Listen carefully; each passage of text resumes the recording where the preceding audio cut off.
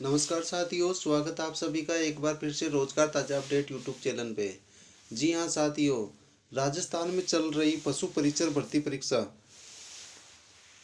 का एग्जाम संपन्न हो चुका है। अब अभ्यर्थी इसका बेसब्री से इंतजार कर रहे हैं, लेकिन साथ ही साथ रिजल्ट आने से पहले कर्मचारी चयन बोर्ड के द्वारा एक बड़ा अपडेट अर्थात बड़ी खुशखबरी तमाम अभ्यर्थियों को जो कि पशु परिचर की तैयारी कर रहे थे और जिन्होंने इस भर्ती का एग्जाम दिया है, उनके लिए एक बड़ी खुशखबरी बोर्ड के द्वारा संशोधित विज्ञप्ति जारी करके दी गई है।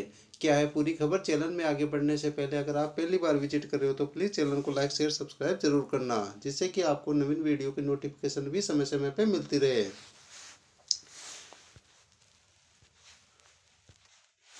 ये देखिए साथियों, राजस्थान कर्मचारी चयन बोर्ड जयपुर के द्वारा संशोधित विज्ञप्ति पशु परिचर भर्ती की जारी की गई है। संशोधित विज्ञप्ति पशु परिचर एनिमल अटेंडेंट सीधी भर्ती परीक्षा 2023 की यह भर्ती परीक्षा है। इस भर्ती में देखिए साथियों, बोर्ड द्वारा पशुपालन विभाग के लिए गैर अनुसूचित क्षेत्र के 5281 पद एवं अनुसूचित क्षेत्र टीएसपी एरिया के कुल 653 अर्थात कुल मिलाकर 5934 पदों पर भर्ती का विज्ञापन जारी किया गया था। अब बोर्ड के द्वारा विभाग द्वारा उक्त पदों के वर्गीकरण में आंशिक संशोधन करते हुए, ये देखिए साथियों, आंशिक संशोधन करते हुए नवीन 499 पदों की स्वीकृति दी गई है, जिससे कि अब कुल पद हो गए 6433 पद, जिसमें नॉन टीएसपी के लिए 5713 और अनुसूचित क्षेत्र अर्थात टीएसपी के लिए 720 पद अब हो गए हैं।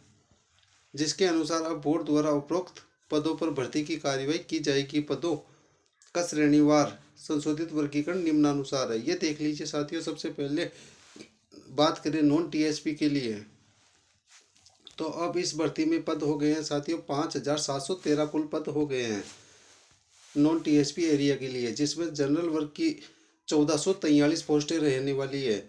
वही बात करें जनरल महिला वर्ग के लिए तो 412, जनरल विधवा वर्ग के लिए 165 और डिवोर्स के लिए 41 पोस्ट।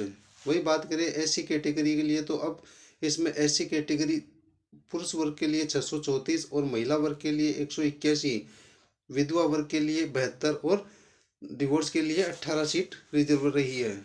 बात करें एसटी कैटेगरी की तो एसटी कैटेगरी में साथियों 476 पद पुरुष वर्ग के लिए तथा 136 पद महिला वर्ग, विधवा के लिए 54 पद और डिवोर्स के लिए 13 सीटें आरक्षित रखी गई है।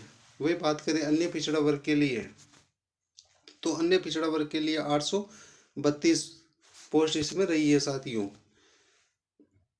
साथ ही बात करें महिला वर्ग के लिए तो 238 और 95 विधवा वर्ग के लिए तथा डिवोर्स के लिए 23 सीटों का इसमें रिजर्वेशन रखा गया है। अति पिछड़ा वर्ग के लिए पुरुष वर्ग की 200 सीट, 57 महिला वर्ग के लिए, डिवोर्स के लिए 5 सीट और विधवा वर्ग के लिए 23 सीट इसमें रिजर्वेशन रही है।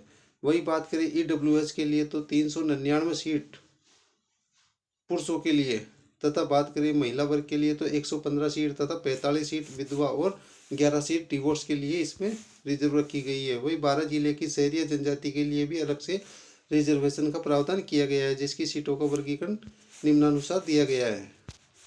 अब बात करें साथ ही हॉरिजॉन्टल आरक्षण, जो कि भूतपूर्व सैनिक है, विकलांग वर्ग अर्थात दिव्यांगजन है, उन सभी के लिए भी इसमें सीटों का वर्गीकरण दिया गया है। जैसे बीएलवी है उनके लिए 58 सीट है, एचआई के लिए 57 सीट, एलडीसीपी जिसमें सर्वाधिक आवेदन आते हैं दिव्यांगजनों के उसमें 57 सीट, एसएलडी एमआई ओटिज्म इनके लिए 57 सीट। वही बात करें भूतपूर्व सैनिक जिनमें जनरल वर्ग के लिए 260 सीट, एससी के लिए 114, एसटी 85, ओबीसी 149 ये सीटें रहने वाली है साथियों भूतपूर्व सैनिक के लिए। ईडब्ल्यूएस 71 कुल, उत्कृष्ट खिलाड़ी के लिए स्पोर्ट्स पर्सन के लिए 114 सीट रिजर्वेशन दी गई है। अब बात करें टीएसपी एरिया के लिए तो अब कुल पद बढ़कर हो गए हैं इसमें 720 पद। ये देख लीजिए, जिसमें सामान्य वर्ग के 253, एससी वर्ग के 26 और अनुसूचित जनजाति अर्थात एसटी वर्ग के लिए 227 ये सीटें इसमें रहने वाली है साथियों।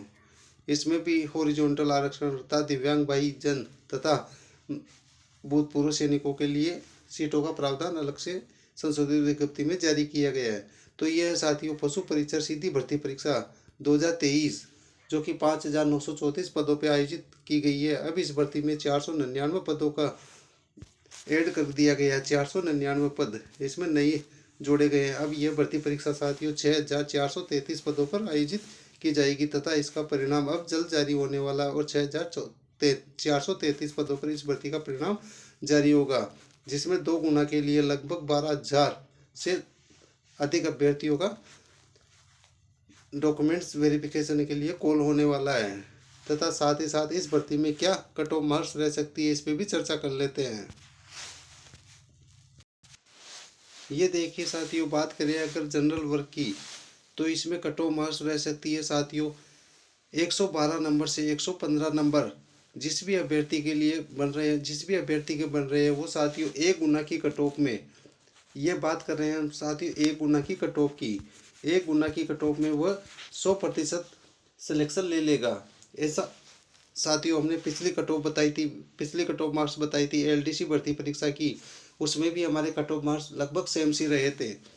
वही बात करें ओबीसी कैटेगरी की तो बात करें 108 नंबर से 112 नंबर तक जिस अभ्यर्थी के बन रहे हैं वह अपने डॉक्यूमेंट्स वेरिफिकेशन के लिए तैयार है तथा अपनी एक सीट सुनिश्चित समझ सकता है।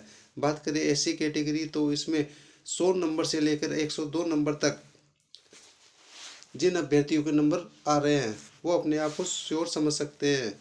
एसटी कैटेगरी में 95 से 99 नंबर अर्थात 95 से 99 नंबर जिस भी अभ्यर्थी के बन रहे हैं वो अभी तक फिलहाल सर्वे को देखते हुए अपनी सीट सुनिश्चित समझ सकते हैं। एमबीसी कैटेगरी 105 से 108 तक इसमें कट ऑफ मार्क्स रह सकती है।